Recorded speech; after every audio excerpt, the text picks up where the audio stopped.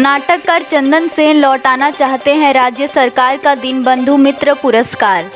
प्रसिद्ध नाटककार चंदन सेन राज्य सरकार द्वारा दी गई दीनबंधु मित्र पुरस्कार लौटाना चाहते हैं। वर्ष 2017 में सरकार से उन्हें यह पुरस्कार मिला था। प्रशस्ति पत्र के अलावा 25,000 रुपया की पुरस्कार राशि थी। चंदन सेन ने कहा कि तृणमूल विधायक कांचन मल्लिक के सोशल मीडिया बयान पर पुरस्कार लौटाने का फैसला लिए हैं। কাঞ্চন মল্লিক তিনি বলছেন যারা প্রতিবাদ করছেন তাদের আগে করতে হবে কি বলে পুরস্কার ফেরত দিতে হবে।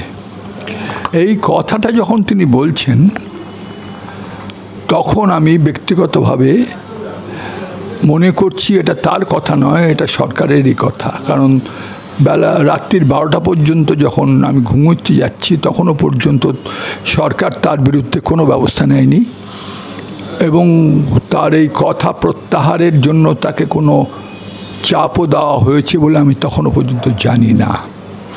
ভোরবেলা উঠেই আমি তাই অত্যন্ত ব্যথিত চিত্তে আমি 2017-তে নাটকের সর্বোচ্চ পুরস্কার প্রাপক চন্দন সেন, নাটককার চন্দন সেন, নাটককার হিসাবে যে পুরস্কারটি পেয়েছিলাম সেই পুরস্কার ফেরত দেওয়ার জন্য সংস্কৃতি অধিকর্তার কাছে আমি মেসেজ পাঠিয়েছি।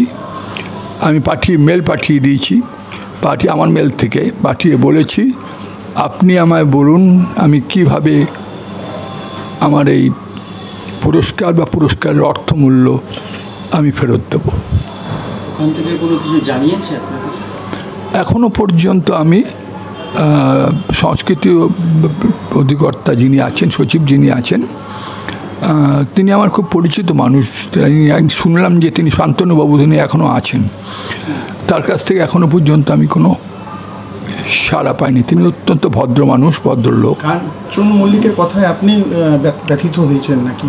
কতটা কষ্ট লেগেছে? না, আমার কদিন ধরেই আমার যন্ত্রণা হচ্ছে এই ঘটনাকে নিয়ে। যেভাবে এই যে ঘটনা, যে আমাদের আরজি করে যে মেয়েটিকে খুন করা হলো, সংঘবদ্ধভাবে আক্রমণ করে খুন করা হলো, ধর্ষণ করে খুন করা হলো, সেই ঘটনা একজন ডাক্তারের ছেলে হিসেবে নয়, একজন মানুষ হিসাবে, একজন নাটককার হিসাবে, থিয়েটারের একজন মানুষ, যে থিয়েটারের সমগ্র মানুষকে নিয়ে চলে, সমস্ত স্তরের মানুষকে নিয়ে চলে, তাদের জীবনের লড়াই, জীবনের সুখ দুঃখ ভালোবাসা নিয়ে চলে, সেই থিয়েটারের মানুষ হিসেবেও, ডাক্তারের ছেলে হিসেবে তো বটেই, সেই থিয়েটারের মানুষ হিসাবেও আমি মনে করি এটা অত্যন্ত যন্ত্রণার।